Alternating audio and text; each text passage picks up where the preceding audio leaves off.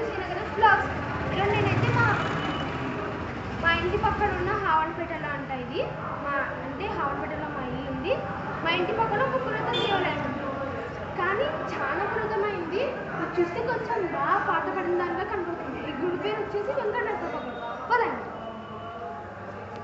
First ఇక్కడ వచ్చేసి నాగరాజు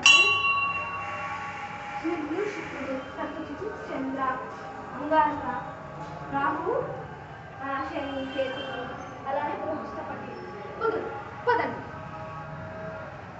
ఇక్కడ వచ్చి నందీశ్వరుడు ఉన్నాడు. ఇక్కడ వచ్చేసి శివుడితో పాటు అక్కడ అమ్మవారు శ్రీచక్రం ఉంది.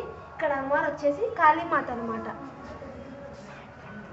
ఇక్కడ అమ్మవారికి అయ్యవారికి సాయంత్రం పూట పొద్దున పూట మహామంగళారతి జరుగుతూనే ఉంటుంది.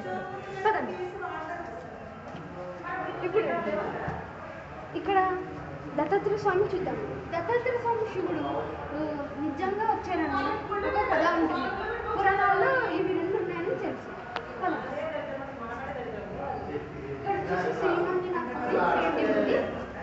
ఇక్కడ శివ పరివారం ఉంటుంది. అలానే వస్తే చూడండి ఫ్రెండ్స్, ఎంత శివుడు వచ్చారో అంటే పాత్రలను మనం చూస్తే వినాయకుడి పెయింటింగ్ చాలా పోయింది. అయితే ఇలానే ఉంది. నెక్స్ట్ వచ్చేసి ఇప్పుడు అక్కడ చిన్న శివలింగం ఉంది. ఈ శివలింగం అయితే ఇదేమి రణమండల కొండలో ఉన్న రామదేవ గుడి కాడ ఉందంట ఫ్రెండ్స్.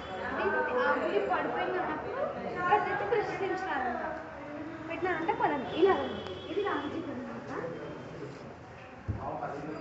ఇది వచ్చేసి అంటే నాగచోటు వచ్చినప్పుడు కొంతమంది ఎవరో ప్రశ్నించుకుంటారు.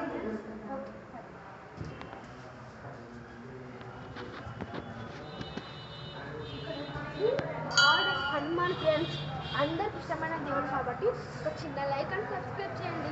పదండి. ఇక్కడ మీరు విచిత్రంగా చేస్తే వినాయకుడు తొండం వచ్చినట్టుంది. ఇంకో చోటు కూడా అలానే ఉంది. పదండి, ఇంకో చోటు చూపిస్తాను. రండి రండి.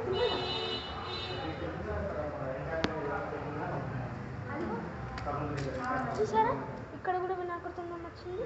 పదండి.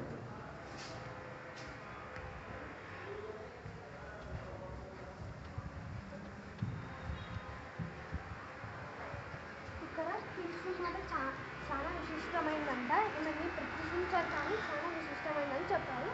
తర్వాత వచ్చేసి ఇక్కడ గుడి గోపురం చూడండి ఎంత బాగా కనపడిస్తుందో.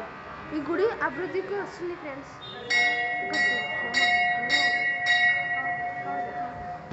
ఈ గుడి అభివృద్ధి చేయాలని మేము ఉన్నాం ఫ్రెండ్స్. మీరు కూడా మీ చేతన ఎంత అభివృద్ధి చేస్తే ఇది పాత కూడా కాబట్టి చూడండి రేకులు అన్నీ ఉంటాయి. తర్వాత వచ్చేసి మీరు బాగా అభివృద్ధి చేశారని నమ్ముతూ బాయ్ ఫ్రెండ్స్. నెక్స్ట్ వీడియోలో కలుద్దాం. బాయ్.